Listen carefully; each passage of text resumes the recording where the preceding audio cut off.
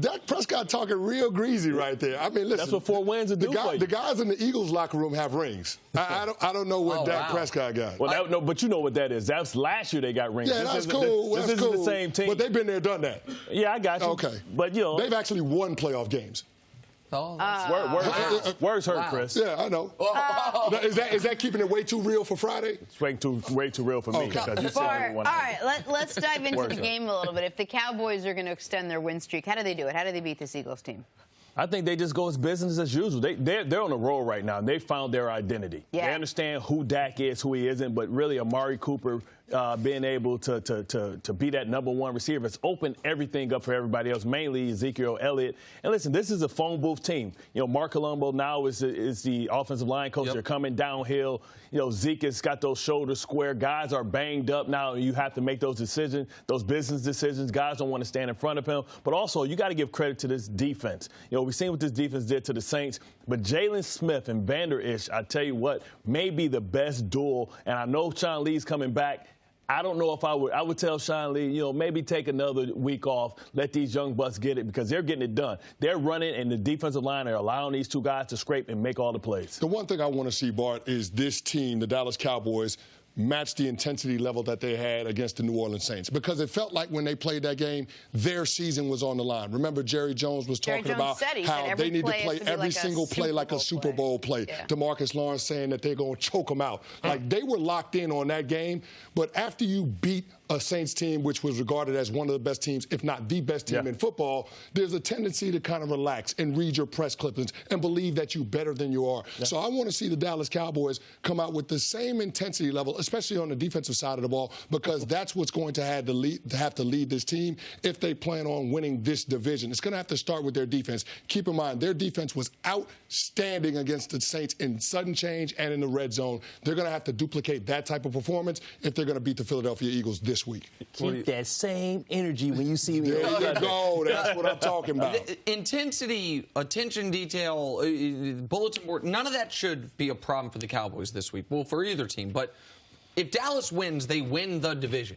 Like, it is over. They won't have the little X next to the name for having clinched. But if they win, they would have to go 0-3, and Philly would have to go 3-0. That's the only way they win this game and don't win the division. Philly, on the flip side, with that being said, their whole season's on the line. Like, I know they've won 2 in a row. They have not played great these last 2 weeks. No. The Giants had them dominated in the first half. Yep. They made they had some odd 2-point conversion decisions for the Giants. Yeah. Eli threw a terrible pick right before the half. They gave the ball to Saquon Barkley 5 times in the second half, which was ridiculous. In the second half, they went away from Barkley. And then against Washington, that was a 14-13 game. That was a close game, and then they went to the Mark Sanchez experience. And Sanchez, put some respect on that. Okay, my apologies. That's your guy. I talked to him. He said he's going to be better this week. Okay, well, he couldn't be put respect on his name when he ran into his own offensive lineman's butt? Again. Come on, man. Stop man, that was Will Ford pushing that dude back, man. Stop it, All right, listen. I understand that's your guy. I get it. And I agree with you. He'll be better, because there's no way he's going to be worse, Bart, than he was this past week. But regardless, like, Philly, it's not like they're playing great. I understand they've won back-to-back games for the first time all year, but if you watch those games, they haven't been inspiring wins. But with all that said, Philly can flip the script of the entirety of the season with a win this week. They can put themselves for the first time all year back in control of the division with a win this week. And I do not think teams play Dallas and are intimidated by them. I do not think teams... Not yet. Not yet, but if you look at those linebackers, how they scrape, listen, they can make you one-dimensional, because when I look at the Philadelphia Eagles, they have nobody that I fear at running back. So that means that now I get opportunity to double Ertz and take him away and say, okay, if you want to throw all these little swing routes to Golden Tate, have at it. You can have 100 receptions for 80 yards if you want to. And I think that's one of the reasons Philly this year has been so bad compared to last year on explosive plays. I felt like last year a lot of their explosive plays were either off-schedule stuff by Wentz, where he avoids a sack, coverage breaks down, finds a guy deep downfield, or on play action. And this year, with no Jay Ajayi, with Darren Sproles just now playing, they they don't have a real threat for the run game. Right. And so teams can try to just keep everything in front of them defensively. And that's why while Wentz's overall numbers are very similar this year to last year, his numbers on deep passes are a shell of what they were last year. It was over 100 rating on deep pass last year. This year it's around 60, as double the picks to touchdowns on those throws this year. So Philly doesn't have the explosive plays. We know how injured their secondary is. All those things lead to them being the average team that they've been.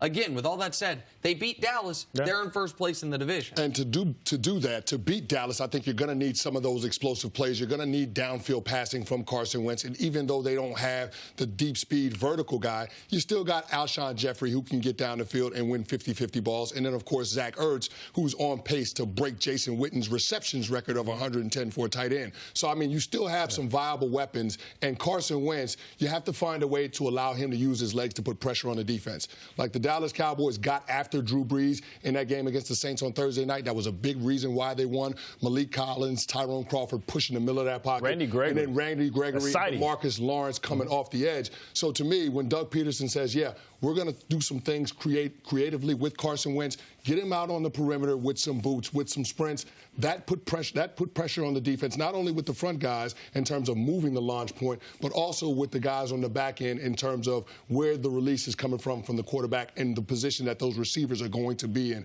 So that's how you buy extra time for Carson Wentz and those receivers to get downfield to get those big plays. But that's when head coaches talk too much. Why are you going to tell me what you're going to try and do? Because now if I'm that and if I'm a 4-3 defense, what am I going to do? I'm going to put my guys in wide nines and say, okay, run the ball. Now, you're not going to be able to get to these edges. I'm going to pull you up real quick. But if you get into a wide nine, it makes it easier for Josh Adams to run with the inside zone. And that's the thing that you have to look for, the chess match between Marinelli and Doug Peterson. So I think that's going to come to play in this. So there's no good answer when you start talking about, okay, what are the Dallas Cowboys going to do to negate Carson Wentz when he decides he's going to use his legs? I think Doug Peterson was reluctant to do that earlier in the season just because Wentz was coming back from the knee reconstruction. Right. But now a full year removed from that, I think he's going to, and recognizing where they're at in the season and having everything on the line, I think he'll be more of a risk taker in terms of the play calling. We spent so much time talking about how the Cowboys needed to figure out who they were and what their identity was. We mentioned it the first 4 weeks that this Eagles team coming off a Super Bowl win still haven't figured out who they were. Right.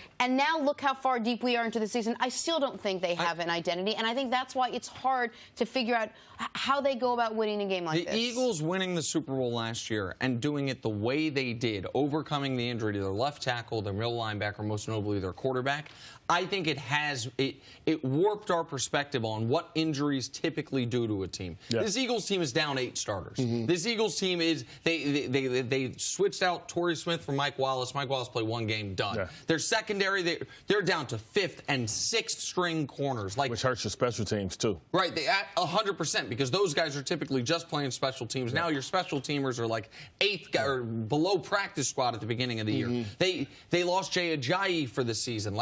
This is a really injured team that just because they overcame it last year doesn't mean they're positioned to do it this year. And their quarterback is coming off a major injury to where he's not the exact same guy he was pre-injury last year. One note for this game to watch for, no team in football has been as bad offensively in the first quarter as Philly. They've scored 28, not first drive, first quarter points all year. No defense has been as good in the first quarter all year as Dallas. So if Philly jumps out to a lead, that's something they've not been able to do all year long, then all of a sudden we could be thinking upset. But the odds are it's 3-0 Dallas at the end of 1, and that's probably the way the game's going to go. You didn't have that written down, man? Who are you, Rain Man? How you remember all this stuff? your lip gloss popping today, by the way, too. This guy. Can I have my watch? Sparkles? Can I have my watch? Thank you, Bart Scott. So much.